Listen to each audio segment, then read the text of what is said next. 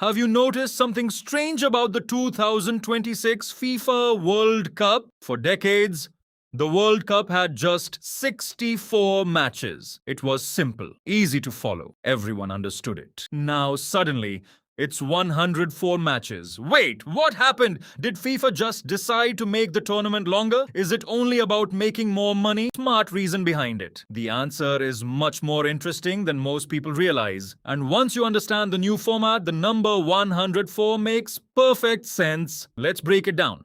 First, let's talk about what changed. For years, the World Cup had 32 teams. Those teams were split into 8 groups of 4. Every team played 3 group matches. Then the top 2 teams from each group reached the knockout stage. Simple. That format gave us exactly 64 matches. Fans thought it would never change. Then FIFA decided to make the biggest change in World Cup history. More teams. The 2026 World Cup doesn't have 32 teams anymore. It has 48. That's 16 extra countries.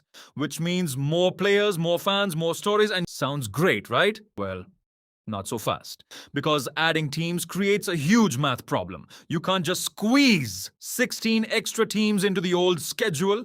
Everything has to be rebuilt from the ground up. Here's where it gets interesting. At first, FIFA actually planned something completely different. They wanted 16 groups of 3 teams. In theory, it looked efficient. Fewer games, shorter schedule, problem solved. In practice, it created a nightmare. Imagine the last group match where one result could conveniently help both teams qualify. You know the type, one boring draw, nobody attacks, everyone goes home happy, except the fans. Football has seen this kind of thing before. Nobody wanted another version of that. So FIFA changed the plan before the tournament even started.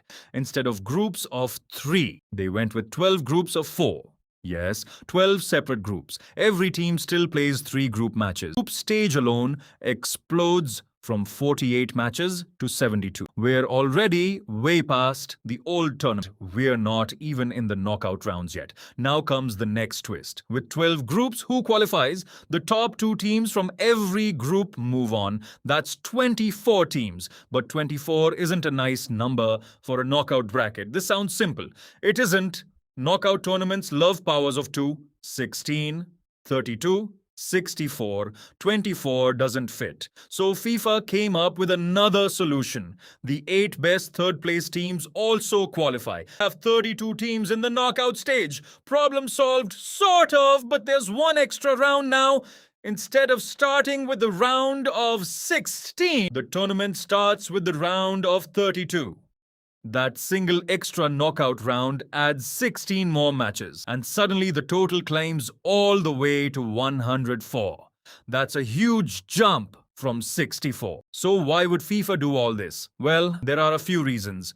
More countries get a chance to play, smaller football nations finally get their World Cup moment, fans from more parts of the world become invested. Honestly, that's pretty exciting, but there's another reason nobody can ignore.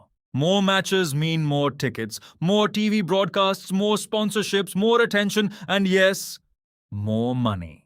Modern sports work. Some fans love the new format, others worry the tournament could become too long or that some group matches might lose intensity. Both opinions are fair. We won't really know until the tournament begins, but one thing is certain, the World Cup is no longer just bigger, it's built differently. So the jump from 64 matches to 104 of adding 16 new teams, expanding the group stage, and once you see the math, the mystery disappears. But here's the real question. Will this become the greatest World Cup ever? Or will fans end up wishing the old format had never changed? We're about to find out. If you enjoy simple explanations that make confusing sports topics easy to understand, make sure to subscribe. There's a lot more to unpack before kickoff.